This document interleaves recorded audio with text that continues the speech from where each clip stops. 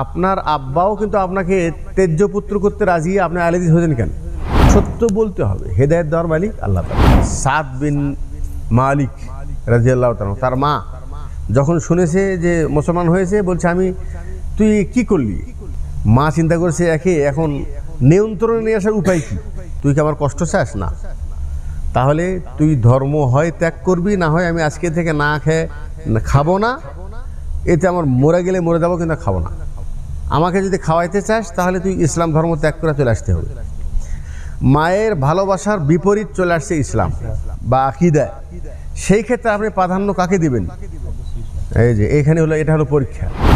আহলে হাদিস হলে, আকীদা চেঞ্জ হলে, আমাদের বহু ছাত্র এমন আছে, বাপ বলছে তোকে আমি জমি টুমি কিচ্ছু দিব না। আছে না নাই? এরকম বহু মা বাপ আছে। আত্মাহারিক টিভি, ওহির আলোয় উদ্ভাসিত জীবনের জন্য। এখানে দেখেন একটা জিনিস খেয়াল করেন, সেটা হলে আপনার আব্বাও কিন্তু আপনাকে তেজ্য পুত্র করতে রাজি, আপনি আহলে হাদিস হয়েছেন কেন? আপনি বুঝতেছো? আহলে হাদিস হলে, আকীদা চেঞ্জ হলে, আমাদের বহু ছাত্র এমন আছে, বাপ বলছে তোকে আমি জমি টুমি কিচ্ছু দিব না। আছে না নাই? এরকম বহু মা বাপ আছে। তার মানে কি, ভালোবাসা আছে, রক্তের সম্পর্ক আছে, কিন্তু সমস্যা কোথায়? বাপের আকীদার সাথে আর আকীদার ভিন্নতা দেখা গেছে, তখন কিন্তু রক্তের সম্পর্ক সে ছেড়ে দিতে রাজি। এরকম ইতিহাস তো বহু আছে না? একটা উদাহরণ দিতে পারবেন? সাদ বিন মালিক রাদিয়াল্লাহু তাআলা, তার মা যখন শুনেছে যে মুসলমান হয়েছে, বলছে তুই কি করলি? তো ও মাকে খুব ভালোবাসতো, মাকে কি খুব ভালোবাসতো। তো এখন বলতেছে যে মা চিন্তা করছে এখন নিয়ন্ত্রণে নিয়ে আসার উপায় কি? মায়ের প্রতি খুব দুর্বল, মায়ের প্রতি কি খুবই দুর্বল। যেখানে দুর্বল সেখানে আঘাত করেছে। বলছে তুই আমাকে ভালোবাসিস, আর সারা এলাকার মানুষ বলে যে তুই মায়ের সেবক, মায়ের কি। আর শোন, তুই কি আমার কষ্ট চাস না? তাহলে তুই ধর্ম হয় ত্যাগ করবি, না হয় আমি আজকে থেকে না খেয়ে খাবো না। এতে আমার মরে গেলে মরে যাবো, কিন্তু খাবো না।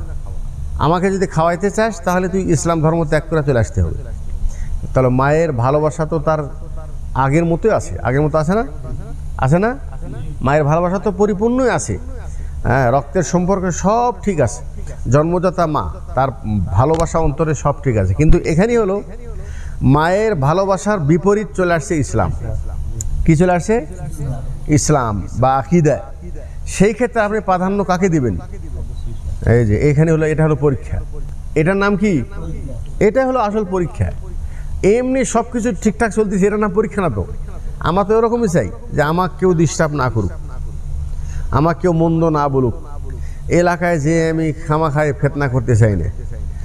এইভাবে কোনোদিন আপনি হক নিজেও বোঝেন নেই, মানুষকে আপনার হক বুঝলেই তো আরেকটা দায়িত্ব। আপনি যদি হক বুঝে থাকেন, এটা কি যথেষ্ট, নাকি হক আর কোনো পৌঁছাতে হবে? এটা জরুরি। এই জিনিসটা মানুষ বোঝে না। ইল্লাল্লাযিনা আমানু ওয়া আমিলুস সালাত, ঈমান এনেছে, সৎকর্ম করেছে, এখনো নাজাত পাওয়ার জন্য যথেষ্ট না। এই হকটা আবার আরেকজনকে পৌঁছাতে হবে। শাহাদাত বুঝেছিস? এটাও কিন্তু আমরা অনেক সময় বুঝি না, যা হয় তাই হবে, আমি তো আলেম না। হ্যাঁ, সত্য বলতে হবে। হেদায়েত দেওয়ার মালিক আল্লাহ তাআলা। হ্যাঁ, বললে কি মানুষ সহজে মেনে নেবে? আমাদের এই ইমান কে চেনে? ইমান সাহাবীনের এই কদিন আগে বাড়ি গেছে না, বাড়ি যায় দেখাচ্ছে ওই এলাকার সাথে বাহার শুরু হয়ে গেছে, স্বাভাবিক। এই বেচারা তো সাধারণ মানুষ।